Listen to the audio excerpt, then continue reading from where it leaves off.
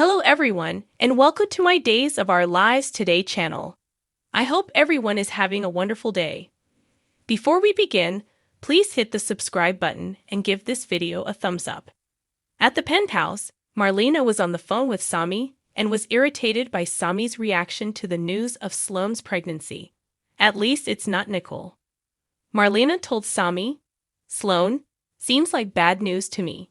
She also expressed her concern that Eric would wind up in the same circumstance as Brady. Sami vowed to contact Eric. When John got home, Marlena cheerfully welcomed him. Marlena informed John that she had been unable to hypnotize Abe. John suggested, "Perhaps we just need to give Abe a little more time." "At least Abe was surrounded by family," John observed. "Everyone must exercise patience and accept reality," Marlena added. "Abe might never regain his memories," Marlena remarked. John verified that Jerry was being held. "The young person gave us a full confession. So at least he realized what he did was wrong," John added. John revealed that Whitley had recruited Jerry to play Theo in a play. Steve and Kayla met up once more in the hospital. About Abe, Steve inquired. "He will finally be allowed to return home today. We're releasing him from the hospital," Kayla added. Steve was informed by Kayla that Abe has no memory of his life prior to the operation. Kayla stated, "Marlena attempted hypnosis, but it didn't work. She feels it's an emotional block." In discussing Jerry with Kayla, Steve said, "I hope Trask throws the book at that punk." Kayla remarked, "At least he eventually gave in and told you that Abe was alive and where he was." Kayla pointed out that if Jerry had lied, the police might not have been able to locate Abe in time. Steve questioned Whitley. Steve was informed by Kayla that Whitley had lost touch with reality following the horrific event in which her husband had perished. Steve remarked, "Yet she was able to work here as a nurse." Kayla remarked, "Crazy, huh?" If Kayla agreed that Whitley had experienced a mental break, Steve questioned her. Kayla said, "Marlena says she's not acting. No matter how disturbed Nurse Kane was, the reality remains that she had the capacity to kidnap Abe and trick his family into believing he had died." Steve suggested that Whitley might have ruined Abe's one chance to remember his previous existence. In preparation for Abe's return, Paulina renovated her residence. Theo stated to Paulina that he believed things to be ideal. "My Abraham is alive, and he is finally returning home," Paulina sobbed. "I can't remember ever being so thrilled." In an effort to prompt Abe's recall, Paulina laid out a buffet of food. Theo suggested a pizza that his parents had enjoyed when Paulina inquired about the dish Lexi had prepared for Abe.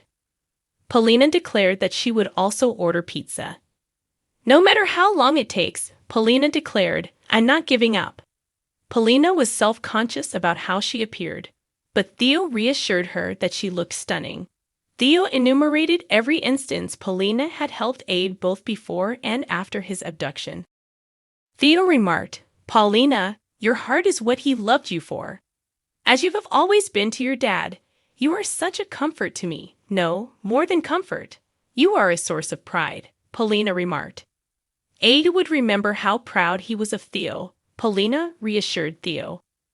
Theo called JJ as Paulina applied cosmetics and postponed his return trip. Paulina insisted that Theo go back home and finish the important deal for his company after he informed her what had happened. Theo remarked, "It doesn't feel right going back the same day that Dad is coming home from the hospital." "I'll give you a call as soon as your dad starts to remember you," Paulina vowed. Abe would want Theo to live his life to the fullest, Paulina emphasized. Paulina remarked, "He knows he's in your heart, just as you are in his." Paulina proposed that they visit the hospital so that Paulina could take Abe home and Theo could say his final goodbyes to Abe. Channel brought Abe's favorite treat when she visited him in the hospital. Channel questioned, "Do you remember Bear Claws?" "I remember you," said Abe. Abe was given a bear hug by Channel, who said that Paulina would be overjoyed to learn that Abe had recognized her. Abe clarified that he had recalled her from the time she had been to see him following his operation. "That is the beginning of all of my recollections," Abe said. Abe apologized as Channel's smile faded. Everyone wants you to remember, especially Mama. So I hope it doesn't put you under too much strain, Channel added. With a smirk, Channel told Abe that Paulina had been up early cooking and cleaning, even though she detested both, and that everyone had been impacted by Abe's death. But now she didn't care because you were returning to her, Channel added. Abe claimed he didn't want anyone to make a scene about his return. Paulina is a force of nature and is madly in love with you, so you will just have to put up with the commotion, Channel remarked. You don't know what I would give to experience that love right now, Abe remarked. I've been told by a number of people that I love her just as much. Channel expressed her belief in Abe's ability to recall Paulina to him. Channel chuckled as she assured Abe that Paulina would always support him. Either you'll recall, or she'll rekindle your affection for her, Channel remarked. Ben grinned. Abe munched on his bare claw and looked at his wedding picture after Channel left. John and Steve entered the room. John said, "It's so dang good to see you, buddy." John surmised that Abe did not know them based on his courteous grin. Abe asked, "I'm supposed to know, right?" Steve said, "We'll take you any way we can." John and Steve made an introduction. John said, "The three of us have been excellent friends for a very long time." Steve gave Abe a hug. John and Steve had hunted down Jerry and handed him over to the police, according to Steve. Abe questioned, "Is he in a lot of trouble?" John exclaimed, "Are you kidding me? He lied to the police. He was the one who claimed to have seen you leave the dock." John clarified that Jerry had fabricated the evidence to lead the police to believe that Abe had passed away. Abe remarked that because of John and Steve's phone call, Marlena had discovered him in Whitley's place. "You still have a ton of life left to live," John remarked. "And we consider it a blessing that we got to share in that life," Steve remarked. John pledged that he and Steve would aid Abe in understanding how much they valued him. "But for the time being," John replied, "we simply want you to know that you're secure here." Steve remarked that Abe had their phone numbers in his phone and that Paulina would take good care of him. Marlena questioned Kayla outside Abe's room about whether it was all right to send Abe home. Kayla saw that other his amnesia, Abe had no health issues. Kayla remarked, "He really has a clean bill of health." If Abe feels pressured to recall, Marlena feared, "I'm afraid he won't know where to turn to get some help or support." Marlena was approached for advice by Kayla. Marlena expressed her concern regarding Paulina's capacity for patience. Paulina said as she stepped out of the elevator, "Hey, I'm here to take my husband home."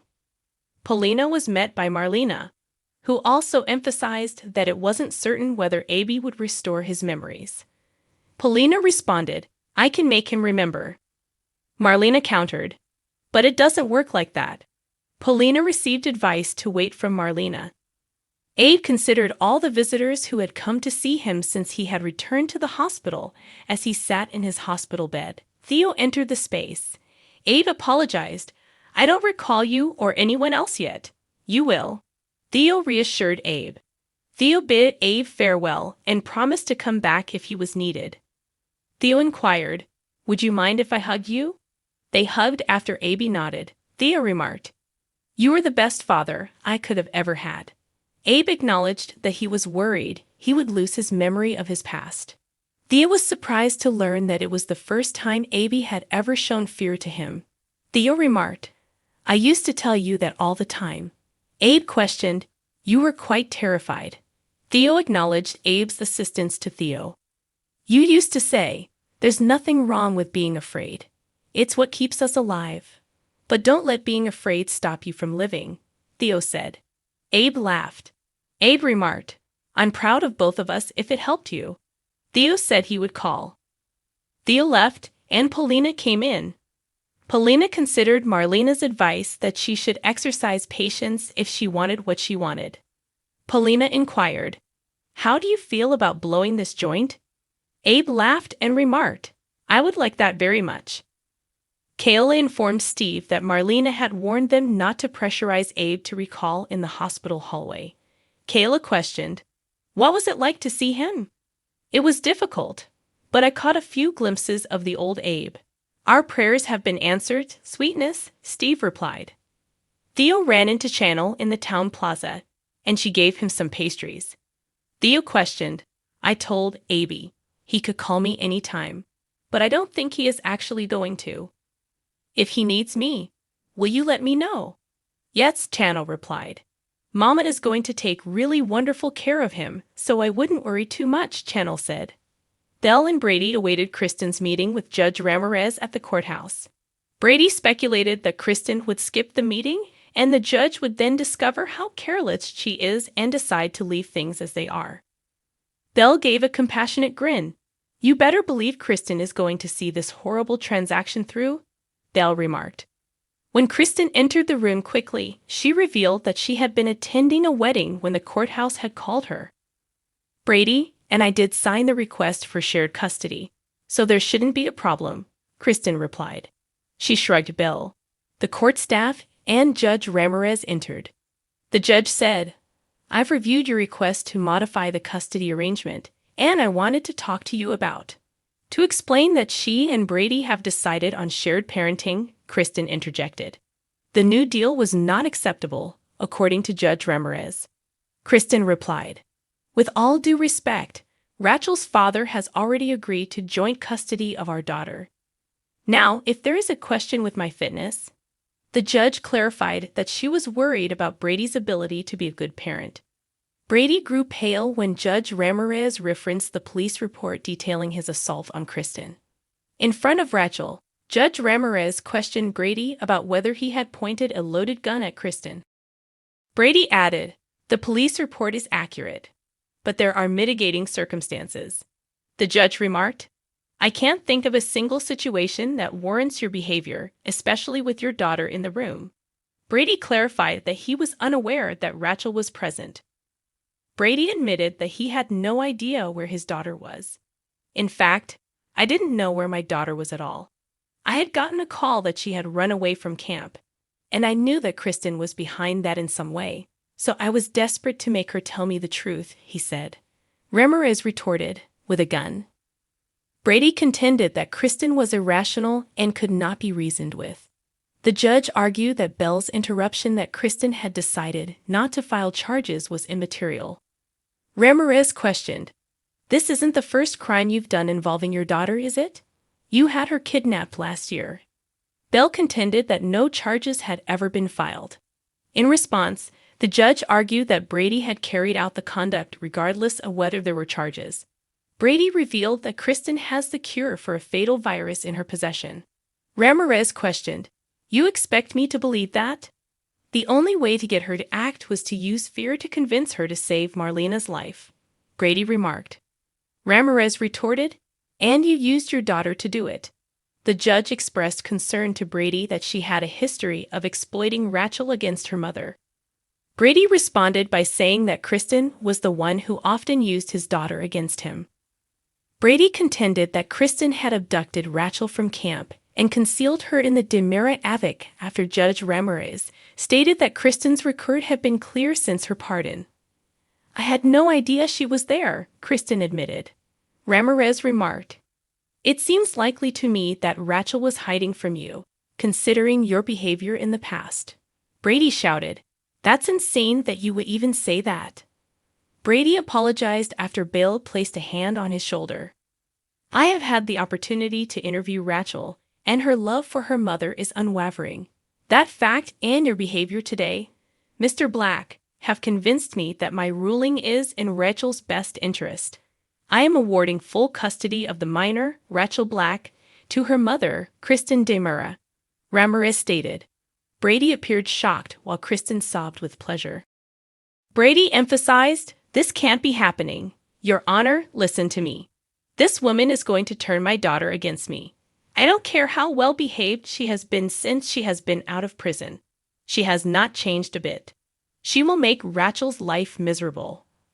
I am telling you this, Brady said. Ramirez remarked, I know that's how you perceive it, but your own life is hardly above reproach. Brady was blamed for Philip's death, according to Judge Ramirez, and in such cases, custody is given to the child's mother. Belle questioned. Did Rachel tell you that she wants to live with her mother and only her mother? Did she say that she wanted nothing to do with her father? Ramirez added, not in so many words, but her behavior speaks for itself. Judge Ramirez saw that Rachel had repeatedly tried to get away from her father in order to see her mother. Ramirez declared, my decision is effective now. Brady was required by Judge Ramirez to give Rachel to Kristen. Brady declared when the hearing was over, we came here for shared custody. But Kristen countered it was only true since she promised not to file any charges. You know Rachel loves me. You know Rachel leads me in her life, Brady begged. I understand how you're feeling right now since I've experienced being separated from our daughter, Kristen stated. Kristen interrupted Brady as he asked her for assistance. Observing you attempt to replace me in Rachel's life with Chloe, I also understand how it felt, Kristen stated. Brady argued, I did not do that. Kristen said she had paid attention to the judge. Even though I used to love you, I had to concur with her, Kristen replied. Kristen promised to follow the judge's decision. Your visits will need to be supervised, of course, but you will get to see your daughter, Kristen added. After wiping her eyes of tears, Kristen left. Brady exhaled and then left. As soon as Kristen entered the courtroom again, Belle was occupied with some paperwork. Is that the decision giving me custody? Kristen questioned. Belle snarled. Yes, that is the paperwork, she said. Kristen grinned and added, I just can't believe that I won. I won, and Brady lost. Any reasonable mother would be aware that your daughter also suffered a significant loss today, in addition to Brady, Belle said. Belle left the room. Brady was dejectedly seated in the living room of the penthouse when John and Marlena arrived home. He was holding a picture of Rachel. John inquired, What's wrong? The judge gave Kristen full custody of Rachel, so I lost her, Brady stated. Thanks for watching if you liked this video. So please don't forget to subscribe my channel and don't miss any update.